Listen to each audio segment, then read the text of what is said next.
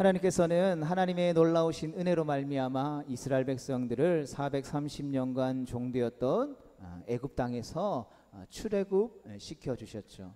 구원해 주셨다라는 말입니다.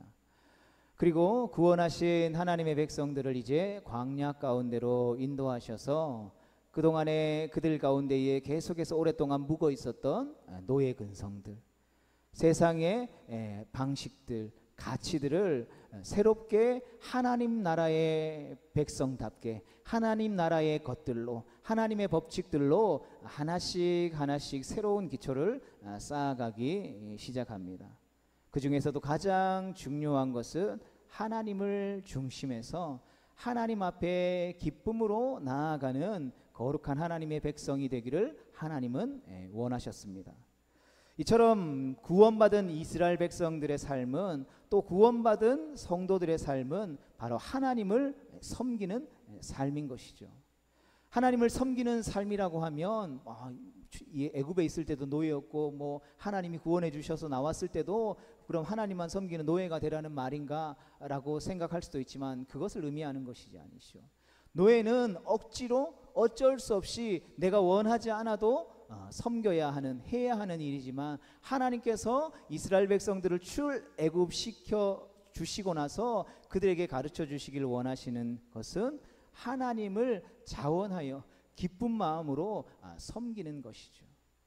그리고 그들에게 가르쳐 주신 것은 바로 제사였습니다. 하나님을 섬기는 방법을 가르쳐 주신 것이죠. 바로 하나님 앞에 나아가서 하나님이 기뻐 받으시는 예배를 올려드리는 것이었습니다.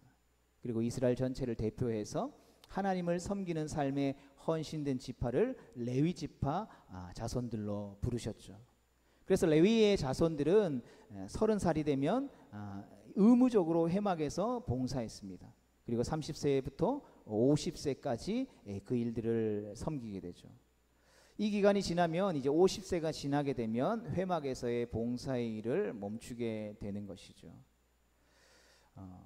그렇다면 다른 지파에 속한 이스라엘 사람들 가운데에 하나님을 섬기기로 헌신하는 마음들이 생겼을 때에는 과연 어떻게 해야 할까요? 오늘 본문 2절 말씀을 같이 읽어보겠습니다. 시작. 이스라엘 자손에게 전하여 그들에게 이르라.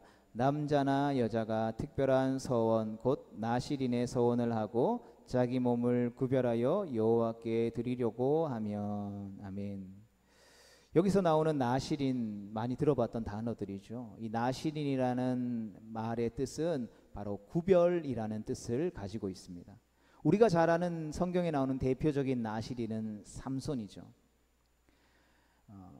삼손이 좋은 예가 될 수 있을지 모르겠지만, 삼손이 나실인으로 하나님 앞에 서원하여 드려진 인물이었지만, 실제로 그의 삶을 들여다보면 나중에 우리 사사기의 말씀을 나눌 때 살펴볼 수 있겠지만, 나실인과는 전혀 관련이 없는 이름만 나실인일 뿐이었던 것을 보게 되죠.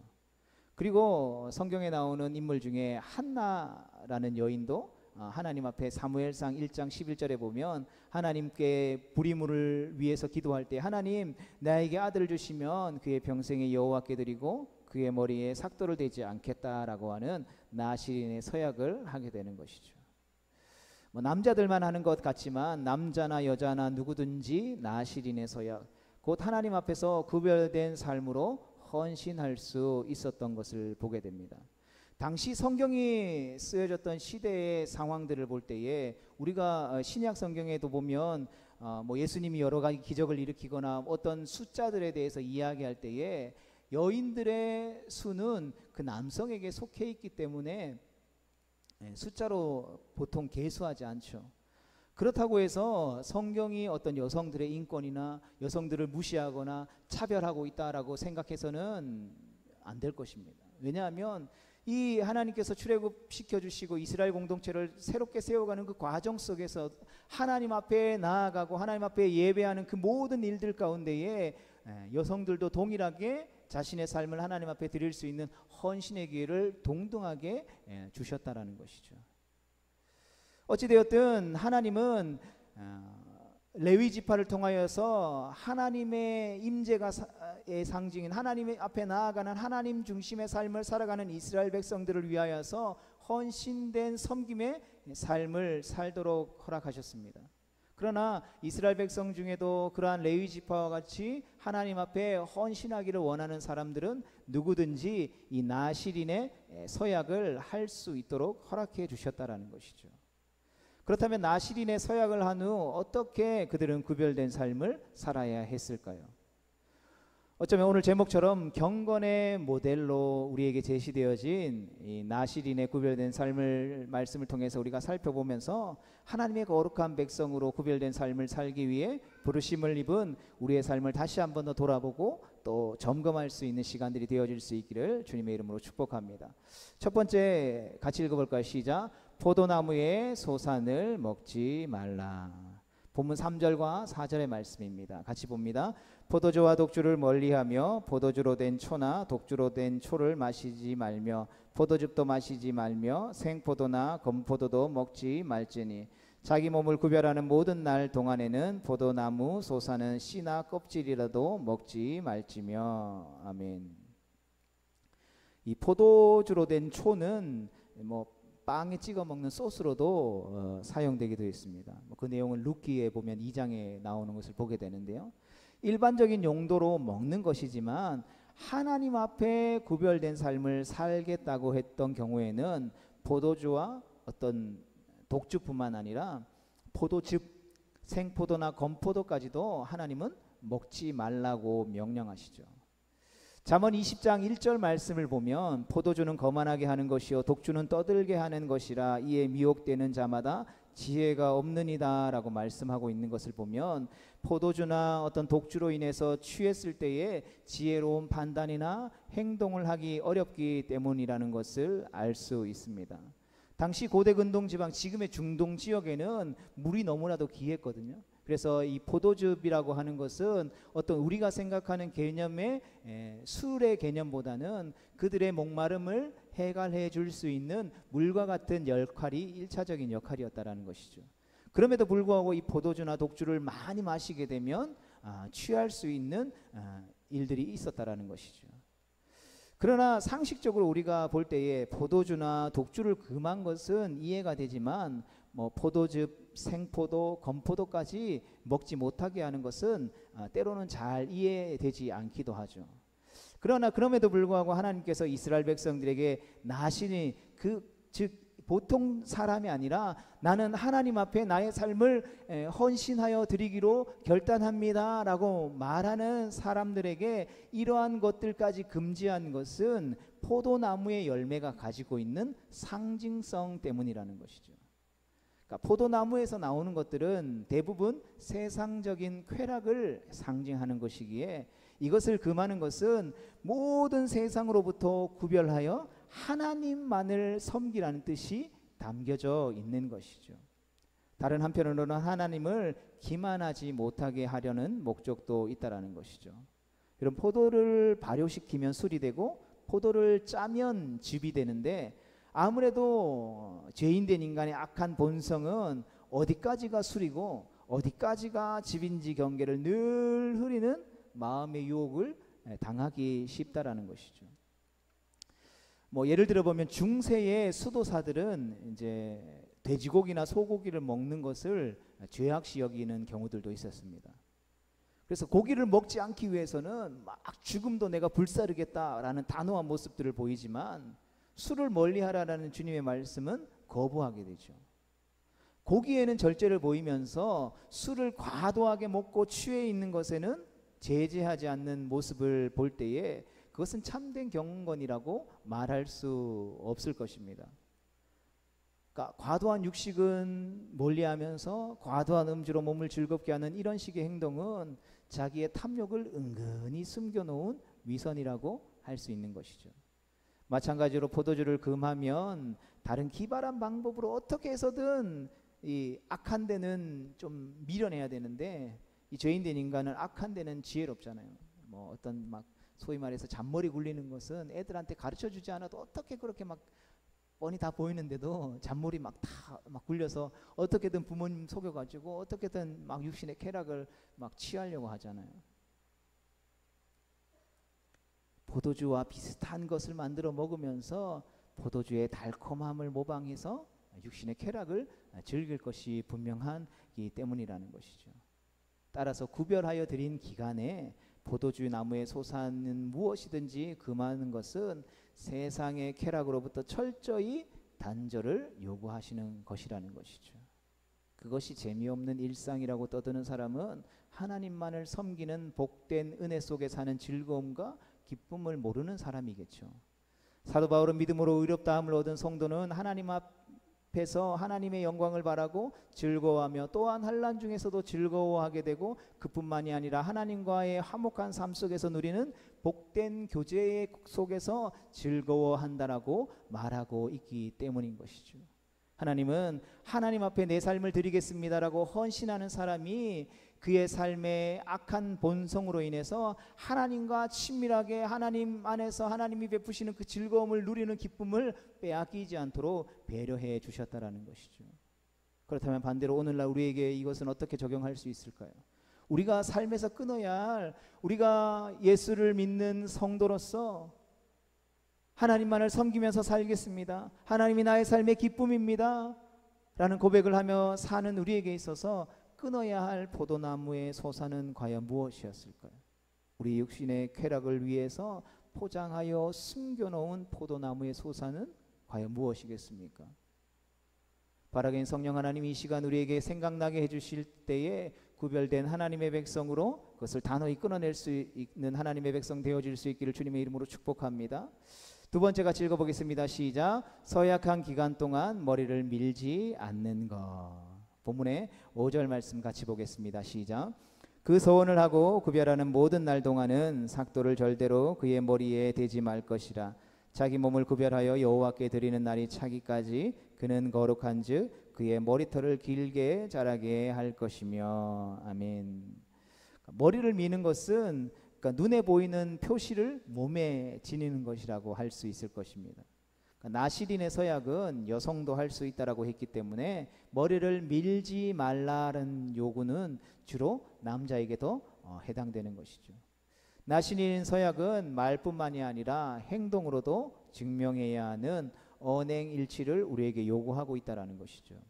스스로 서약한 것을 숨기지 않고 드러내는 효과가 있을 뿐만 아니라 다른 사람들이 보기에도 나시린의 서약을 했다라는 것을 인식하게 하는 것이죠. 오늘날로 치면 세례받는 것이 어떤 면에서는 이러한 의미가 되지 않을까 싶습니다. 많은 사람들 앞에서, 공교회 앞에서 이제 저는 예수님만을 믿는 하나님의 자녀로 살겠습니다라는 것을 선포하고 고백하고 그것이 겉으로 이 세례라는 예식을 통해서 드러나고 사람들이 그것을 알게 되어지는 것이죠. 그러니까 자랑하라라는 뜻보다는 그 헌신을 존중해 준다라는 차원이 될 것입니다. 그렇다고 해서 머리를 막 자르지 않고 기르는 것 자체에 무슨 심오한 뜻이 있는 것은 아니죠. 그러니까 삼손에게 그 머리털이 막 이렇게 막 힘을 낼 수 있는 능력의 상징이었다라는 것은 그 삼손을 향한 어떤 특별한 케이스이지, 모든 사람이 나시린의 서약하라고 머리를 길렀을 때에 삼손에게 임했던 그 능력과 그것들이 다 동일하게 상징적으로 임하는 것은 아니다라는 것이죠. 그래서 이 성 어거스틴은 수도사들이 자신의 이 독신 생활을 막 눈에 띄게 하려고 막 머리를 길게 기르며 마치 자신이 더 순결하다라는 것을 드러내는 행동에 대해서 마귀의 장난일 수 있으니 주의할 것을 경고하기도 했죠. 예수님도 마찬가지로 사람들이 듣고 보는 마을 어귀의 시장 중간에서 막 큰 소리로 나는 경건합니다, 나는 하나님을 예배하는 사람입니다, 나는 바리새인입니다 라는 것들을 막 드러내면서 기도했던 그 바리새인들의 외식을 주의하라고 경고했던 것과 마찬가지일 것 같습니다. 아울러 그것이 어떠한 특권의식으로 자리 잡아서 하나님의 온전하신 뜻을 가리우지 않도록 주의할 수 있기를 주님의 이름으로 축복합니다. 세 번째 같이 읽어보겠습니다. 시작. 시체를 가까이 하지 않는 것입니다. 본문 6절 말씀입니다. 자기의 몸을 구별하여 여호와께 드리는 모든 날 동안은 시체를 가까이 하지 말 것이요. 아멘. 시체에 접촉하는 것은 하나님 앞에서 부정하고 더러운 일이었습니다. 그렇다면 우리가 생각할 때에 부모가 상을 당했을 때는 어떻게 해야 하겠습니까? 보면 7절과 8절 말씀을 통해서 알 수 있는 것은 부모의 죽음 앞에서 자식이 시체를 수습하는 것은 도의적인 일이었음에도 불구하고 하나님께 구별하여 드리는 날 동안에는 그 대상이 누구든지 접촉을 금지하고 있는 것을 보게 됩니다. 자기의 몸을 구별하여 드리는 날 동안에는 하나님을 섬기는 일이 다른 모든 일들보다 우선시해야 한다라는 뜻이죠. 그리고 그것이 하나님 앞에서 거룩한 일이었기 때문입니다. 만약에 내가 의도하지 않았음에도 옆에 있는 사람이 갑자기 죽음으로 어쩔 수 없이 시체를 접촉해야 하는 경우에는 시체로 부정하게 된 것을 깨끗이 하기 위해서 하나님 앞에 속죄 제물을 드리고 자기의 몸을 구별하여 드린 날을 새로 정해서 1년 된 수장을 가져다가 속건 제물을 드려야 했던 것이죠. 그러니까 구별하여 하나님 앞에 드렸다 할지라도 몸이 더럽혀지면 지나간 날은 무효라는 것입니다. 다시 새롭게 서원해야 한다라는 것이죠. 성도 여러분, 나시린의 서약이라고 하는 것 자체가 자발적이고 자원해서 하는 서원이라는 것을 우리는 기억할 수 있어야 합니다. 그러하기에 어떤 빨리 마치려고 어떤 요령을 피우는 것은 그 마음의 자원함이나 자발성이 결여된 것이라고 할 수 있을 것입니다. 어떤 면에서 오늘날 주님의 몸된 교회에서 다양한 직분을 가지고 교회를 섬기는 이들에게 이 나시린의 서약이 어쩌면 가장 쉽게 적용할 수 있는 부분이 되지 않을까 싶습니다. 우리가 주님의 몸된 교회에 나와서 예수님을 믿게 되고 예수님 앞에 우리의 신앙을 고백하게 되고 주님이 기뻐 받으시는 영광된 삶을 살기로 다짐하고 서원하는 그 순간부터 우리가 주님 앞에 서는 그날까지 우리가 하나님 앞에 부르심의 사명을 감당해야 하는 줄로 믿습니다. 그러나 그 부르심의 사명을 감당할 때에 하나님이 가장 기뻐하시는 것은 자발적이고 자원해서 하는 서원이라는 것이죠. 때로는 성경에 보면 구레네 사람 시몬이 예수님이 지던 십자가를 억지로 지고 감으로 말미암아 특별한 은혜를 입은 것 또한 예의가 될 수 있을 것입니다. 그러나 성경에 흐르는 전체적인 하나님 앞에 나아가는 하나님의 백성들을 향한 하나님의 마음은 자원하는 마음이죠. 아버지가 아들에게 원하는 것은 자원하는 마음이죠. 정명아, 제발 씻어, 더러워 죽겠어 이야기해서 씻는 것도 은혜일 수 있겠죠. 그러나 내가 지저분하구나, 지금은 내가 이제 씻어야 되겠구나라는 것들을 자원해서 씻었을 때에 아버지가 더 기쁜 마음을 가지는 것처럼 때로는 우리가 억지로 주님 앞에 나와서 다양한 일들을 섬길 때에 그것을 통해서 하나님이 영광 받으시기도 하죠. 그러나 하나님은 크고 작은 것을 원하는 것이 아니라 그 마음에 하나님 아버지를 향한 사랑 안에서 자원하여 기쁜 마음으로 드리는 것이 있느냐 없느냐를 더 중요하게 보신다라는 것이죠. 하나님 앞에 더 많이 헌금하면 하나님이 최고 기뻐하실 거야. 그리고 이것은 세상의 기준과 가치를 교회로 가지고 온 것이죠. 하나님이 우리의 무엇을 보십니까? 우리의 마음의 중심을 보시죠. 100원짜리 하나라도 하나님 앞에, 하나님 내게 있는 소중한 것을 하나님 앞에 드립니다라는 마음을 가지고 드리면 하나님은 그것을 기쁘게 받으시는 거예요. 하나님이 100만 원 하는 사람들은 기쁘게 받고 100원 하는 사람들은 천히 여기시는 분이 아니라는 것이죠. 우리가 가지고 있는 그 모든 생각과 가치들은 그래도 좀 더 많이 해야 하나님 기뻐 받으시지 않을까, 이러한 생각들이 다 세상적인 가치, 세상적인 경험에서 우리에게 오는 것이죠. 성경은 그 어디에도 우리의 것을 넘어서는 것들을 하나님이 요구하시는 것이 없다라는 것이죠. 하나님은 과부의 두렙돈을 기뻐하셨다라는 것이죠. 바리새인들이 내게 있는 수많은 돈들 중에 내가 이만큼 했으니까 나는 하나님 앞에 믿음 좋은 사람이 있지 않을까요? 이렇게 이야기한 그 바리새인보다 과부의 두렙돈, 이것이 없으면 그날에 밥을 해결할 수 없는 그 과부의 두렙돈이 헌금함이 떨어지는 것을 보고 예수님은 가장 귀하고 가치 있는 것을 전부를 드렸다라고 말씀해 주시는 것을 통해서 우리는 하나님께서 원하시는 마음이 바로 하나님을 사랑함으로 자원함으로 기쁜 마음으로 드리는 것이다라는 것을 우리는 반드시 기억할 수 있어야 하는 것입니다. 하나님께서 깨끗하고 순결하고 참된 예배와 섬김을 원하시는 것을 우리가 알았다면 자신을 구별하여 드리려는 사람은 흠이 있으면 가감히 그것을 벗어 던져버리고 다시 하나님 앞에 드리려는 마음, 하나님 나의 마음을 늘 새롭게 하셔서 하나님 앞에 온전한 마음으로 드려지기를 원합니다 라는 마음으로 나아갈 수 있게 되기를 주님의 이름으로 축복합니다.